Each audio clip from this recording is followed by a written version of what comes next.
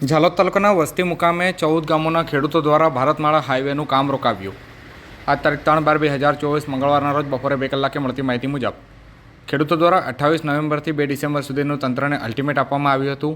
14 ગામોના ખેડૂતો દ્વારા જે કહી શકાય કે પોતાની મૂળભૂત સુવિધાઓ જે છીનવાઈ ગઈ હતી તેવી 17 માંગણીઓ સાથે વારંવાર પ્રાંત અધિકારીને લેખિત તેમજ મૌખિક રજૂઆત કરવામાં આવી હતી. તેમ છતાં પણ 2 ડિસેમ્બર સુધીમાં જે અલ્ટિમેટ પૂરું થયા ત્યાં સુધીમાં કોઈપણ લેખિત બાહેધરી આપવામાં ન આવતા ખેડૂતો દ્વારા મામલો મેદાને આવ્યો હતો અને ખેડૂતો પણ હાઈવે પર ઉતરી અને રોડનું કામગીરી જે ચાલતી હતી તે બંધ કરવામાં આવી હતી.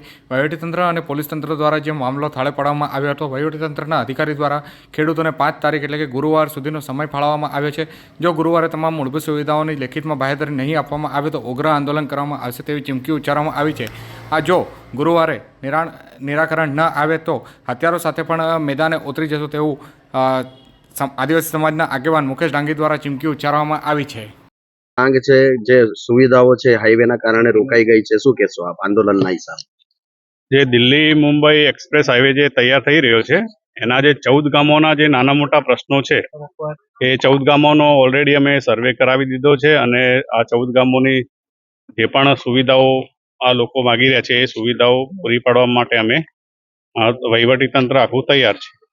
કેટલી માંગણીઓ એ લોકોએ કરેલી હતી ને અત્યારે કેટલી એમની પૂરી કરવામાં આવી? કેમ કે 3 વખત સર્વે કરવામાં આવ્યો પરંતુ હજી સુધી એ લોકોની માંગણી નથી સંતોષી. જે કઈ એમના મીટરના કે જે પાણીના ને કે જે પ્રશ્નો છે એ પ્રશ્નો અમે સોર્ટ આઉટ કરી રહ્યા છીએ. 3 વર્ષથી સર આ માંગણી સતત કરવામાં આવી રહી છે, તો તંત્ર દ્વારા અત્યાર સુધી કેમ આના પર ધ્યાન આપવામાં નથી આવ્યું?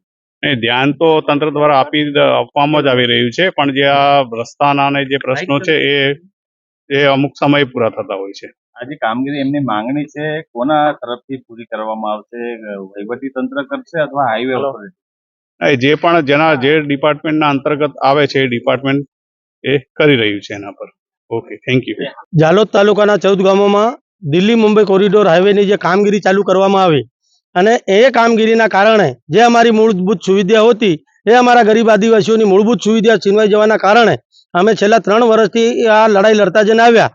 તે છતાં અમારું કોઈ ન સાંભળતા અમે આ હાઈવેનું કામ બંધ કરાવવાની ચીમકી ઉચ્ચારતા ઝાલોદ પ્રાંત અધિકારી શ્રી દ્વારા તારીખ 13 અને 14 નવેમ્બરના રોજ નવેસરથી 4થી વારનું સર્વે કરાવવામાં આવ્યું અને એ સર્વેના આધારે અમે તારીખ 25 નવેમ્બરના રોજ એ તમામ યાદી સર્વેની અને આવેદન સાથે અમે ચીમકી ઉચ્ચારેલી કે તારીખ 28 નવેમ્બરના રોજ અમારા તમામ ખેડૂતો સાથે જે જવાબદાર અધિકારીઓ છે એમની મિટિંગ કરાવવામાં આવે અને મિટિંગમાં અમને તારીખ 2 ડિસેમ્બરના રોજ લેખિત બાંહેધરી આપવામાં આવે કે જે મૂળભૂત સુવિધાઓની 17 માંગણીઓ છે કેટલા સમયની અંદર પૂરી કરીને આપીશું.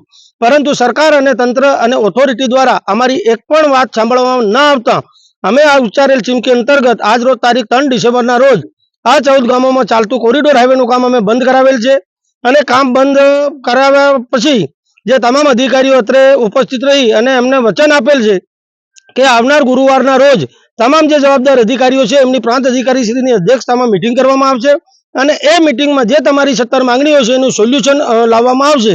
જેના આધારે અમે પ્રાંત અધિકારી શ્રીને વિનંતી કરી છે કે સાહેબ ગુરુવારે તમારો, બાકી શુક્રવારના રોજથી અમે જે ઉગ્ર આંદોલન કરીશું, હથિયારો સાથે હવેથી મેદાન પર ઉતરીશું અને જે થવાનું તે થાય. પણ હવે અમને લાગે છે કે 3 વર્ષથી જો અમે જે હાલાકી ભોગવતા જઈને આવ્યા છે અને તંત્ર અને સરકારના પેટનું પાણી હાલતું નથી, અમારે જેલમાં જવું પડે કે મરવું પડે કે મારવું પડે, પણ આવનાર શુક્રવારના દિવસથી અમે જે આંદોલન કરીશું એ ઉગ્ર અને આક્રમક હશે.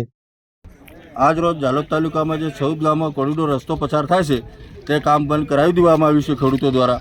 અને અમે ખેડૂત આગેવાન તરીકે હું બોલું છું કે આગળ અમારી જે પ્રાથમિક સુવિધાઓ હતી, નદી નાળા તળાવ બધું અને આંગણવાડી જવાના રસ્તા, આવવા જવાના રસ્તા, જે ખેડૂતની તમામ સુવિધા છીનવી લેવામાં આવી છે આ કોરિડોર દ્વારા, તેના આધીન રહીને અમે કામ બંધ કરાવી દીધું છે. અને હવે પછી ગુરુવારના રોજ પ્રાંત સાહેબે અમને આશ્વાસન આપ્યું છે કે પ્રાંત ગુરુવારે તમારી તમામ સુવિધા માટે લેખિત અમે જવાબદારી લઈશું અને ત્યાં જવાબદારી લેવામાં ના આવે તો અમે શુક્રવારથી તમામ ગામમાં ચાલતી કામગીરી કોરિડોરની બંધ કરાવી દઈશું.